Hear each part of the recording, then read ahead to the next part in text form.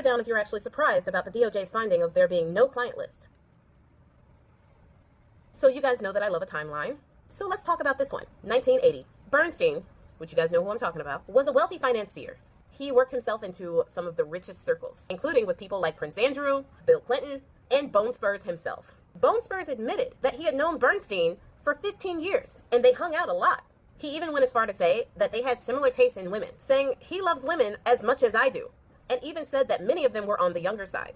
In 1992, Bernstein's and Bone Spurs had a calendar girl party at Mar-a-Lago. Reportedly, it was just them and the women that they invited. Remember, by this time, Bernstein was already doing his stuff. In 2005, Bernstein was arrested for the first time. And by 2006, 30 plus women had come forward talking about how they were victimized by Bernstein and Bernstein's buddies. There was even a woman named Virginia Goffrey who said that she was recruited at Mar-a-Lago by Ghislaine Maxwell.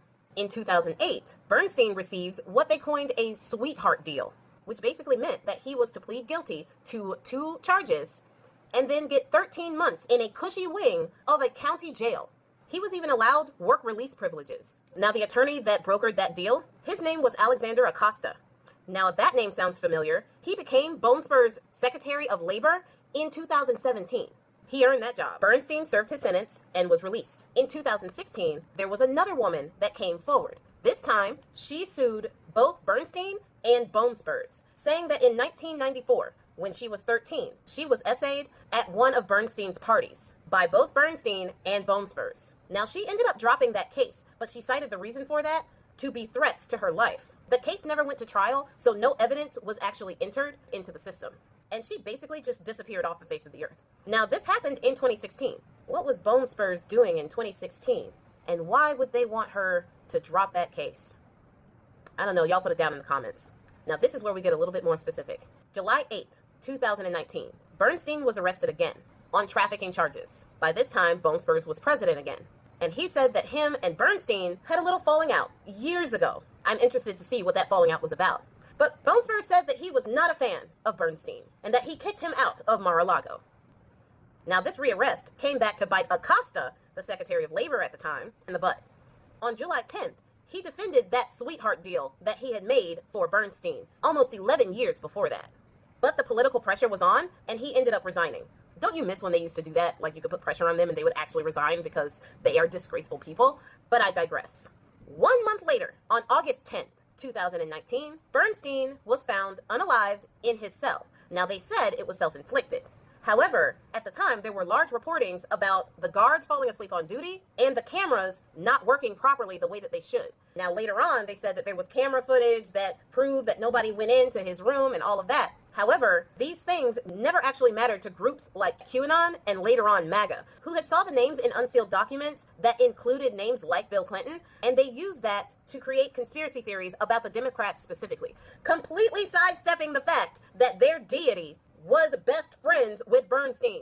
I don't know how they pulled that off, but they pulled that off. Now, Ghislaine Maxwell was arrested in 2020, and she was convicted in 2021. The courts in her case did something that I feel was a little shady. They only specifically targeted her trafficking charges to Epstein himself, not the alleged billionaires that the victims had said that she had introduced them to. The reason for that was because they didn't want to implicate people who were not officially charged. But my thing is this, why not officially charge them? Anyway, so they focused the case on the guy who couldn't defend himself, so that they didn't have to admit any type of credible list that they might have had that named other billionaires and powerful people. However, they did emit lists that had Bernstein's associates on them, which included people like Bone Spurs, Prince Andrew, Bill Clinton, and other billionaires. Now, during Biden's presidency, Bone Spurs himself started demanding that there be a list released. He wanted the list released. MAGA wanted the list released. They used the idea of there being some master list as a way for QAnon to paint the Democrats as some child essaying cult that they needed to extinguish because save the children and all of this. The projection with these people is unreal.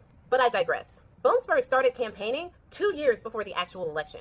At the beginning, he was very adamant about releasing the files. But as the election got closer and closer, he started doing a little him ha when people asked him about releasing the files. There was one interview where they asked him about releasing the JFK files. And he was like, yeah, totally. We'll do it. How about the MLK files? Yeah, totally. How about the Bernstein files? And he was like, I mean, I totally do that. Now, less so with that because there's a lot of, you don't want to hurt people, and there's a lot of untrue stuff in there. A lot of untrue stuff. You don't want to hurt people. People have lives. Yeah. But even with that not so subtle him-ha on releasing the files, people like Pam Bondi, when they actually got in office, was like, yeah, the files are on my desk. The client list on my desk. I'm about to review it right now, and we're going to release it to the people, and all of this other stuff. And then you get to this week, and they say that there is no client list. They say that there are no files and no evidence that he was blackmailing anybody. They say there's no list of billionaires. There is absolutely nothing to the case. None of it exists. Who's surprised?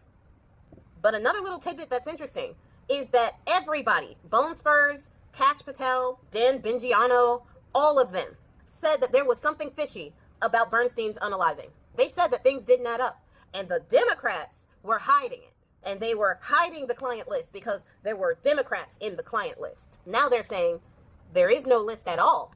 And there was absolutely no foul play when it came to Bernstein unaliving himself. So what, are they now admitting that they were lying on the Democrats the entire time? Or this was the plan from the beginning?